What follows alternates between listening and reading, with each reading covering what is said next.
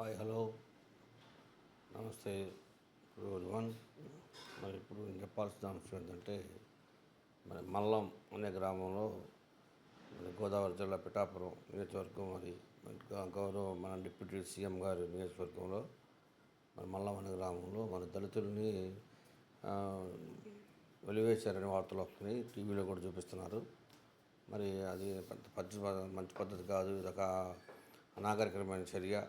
కాబట్టి పెద్దలు స్పందించి దీన్ని త్వరగా యాజ్ ఎర్లీ యాజ్ పాసిబుల్ కార్యక్రమాన్ని, ఈ వెలి కార్యక్రమాన్ని తీసేసి ఆ గ్రామంలో ఉన్నటువంటి ఇరువురు కులాలను కూర్చోబెట్టి రాజీ కుదిరిస్తే బాగుండుద్ది.